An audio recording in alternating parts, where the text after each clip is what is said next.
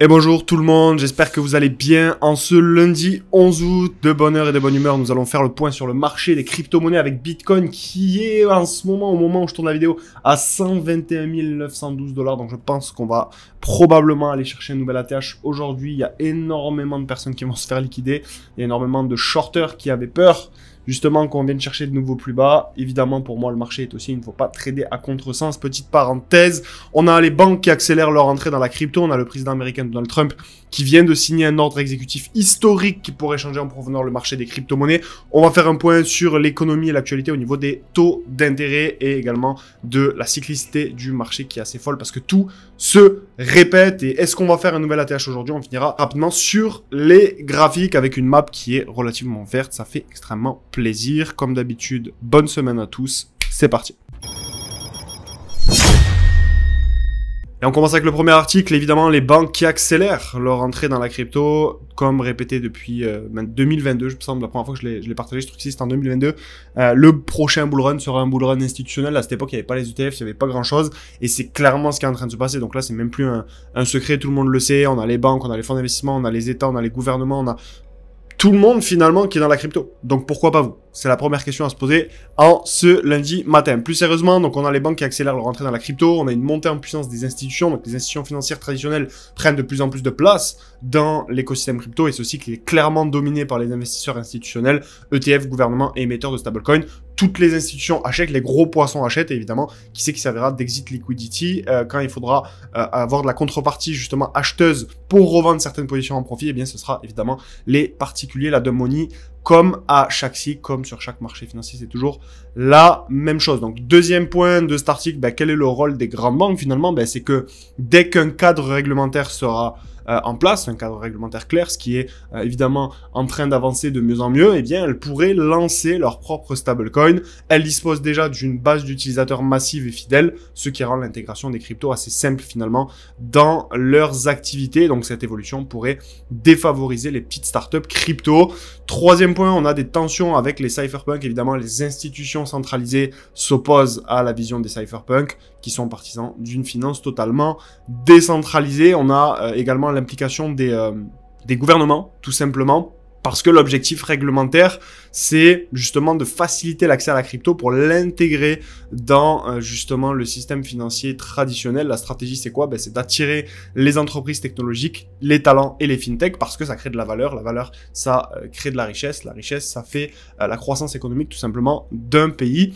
Et donc, le but, c'est qu'on a un renforcement qui est attendu des règles AML, donc des règles anti-blanchiment d'argent, et KYC au niveau de l'identité qui sont déjà en vigueur en Europe et en Asie Pacifique. Et il y a également des exigences au niveau de la DeFi parce que la surveillance et les comptes enregistrés vont à l'encontre de la philosophie de la DeFi, avec un accès libre, sans autorisation, résilient à la censure. Mais évidemment, on peut pas tout avoir. On peut pas avoir une décentralisation totale et un marché des cryptos qui s'apprécie.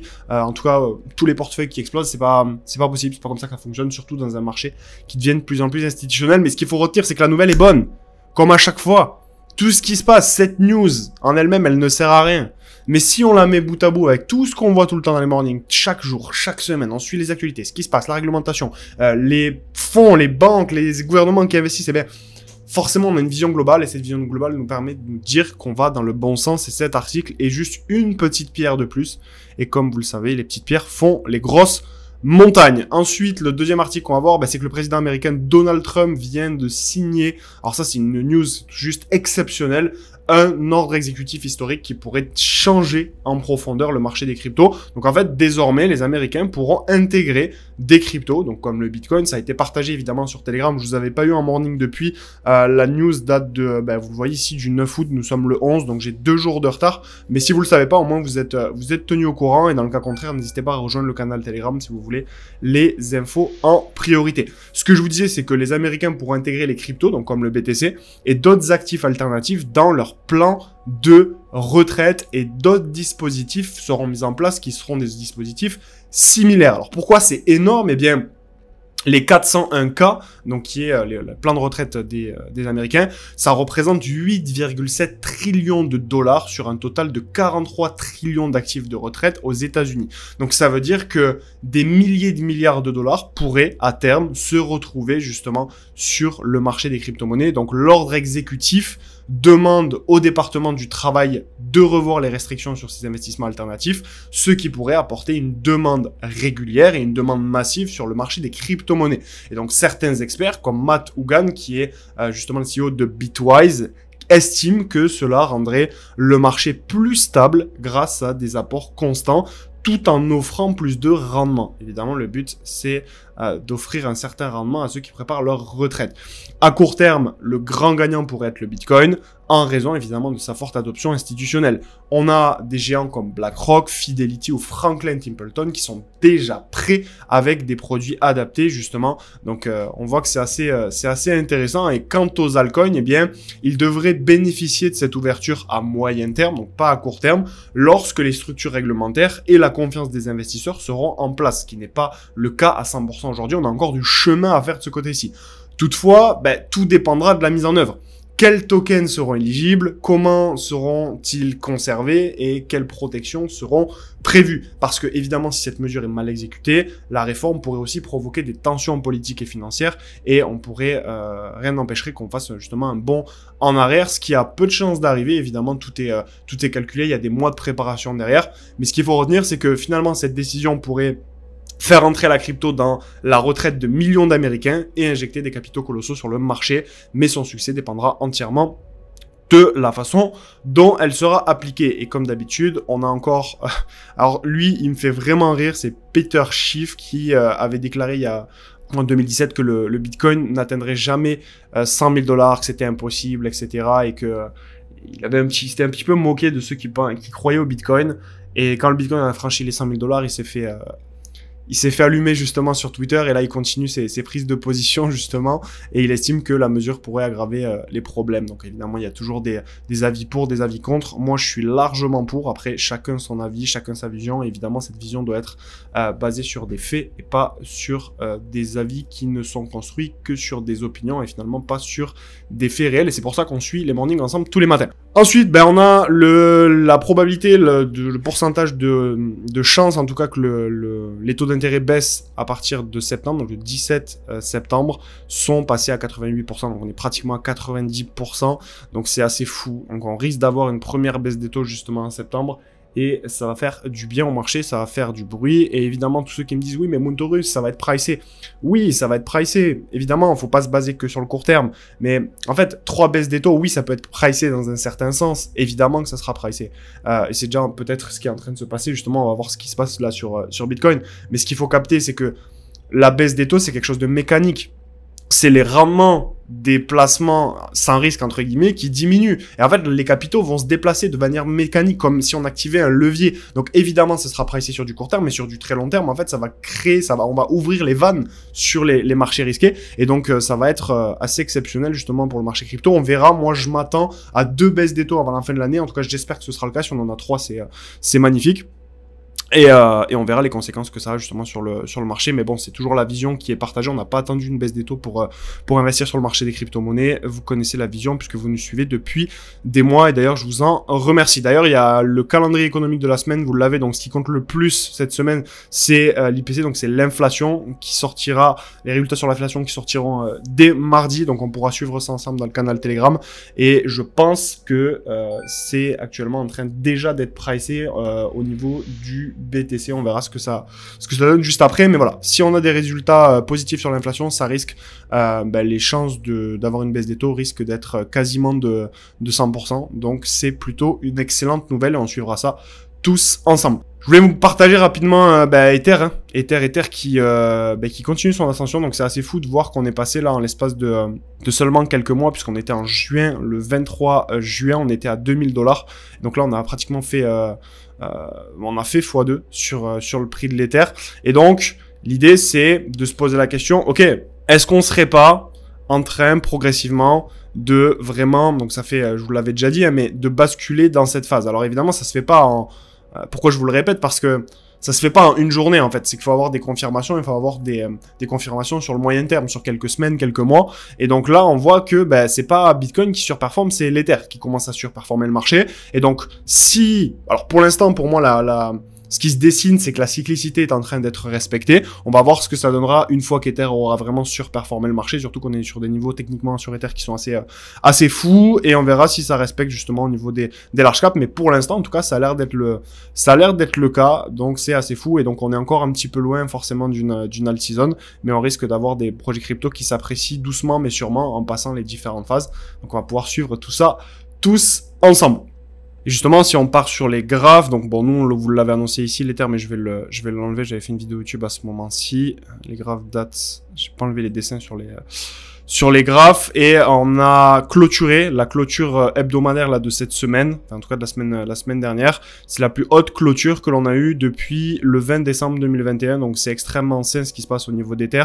Et j'aime bien aussi sur Ether me mettre en 3 mois pour prendre du recul et pour vous montrer quelque chose.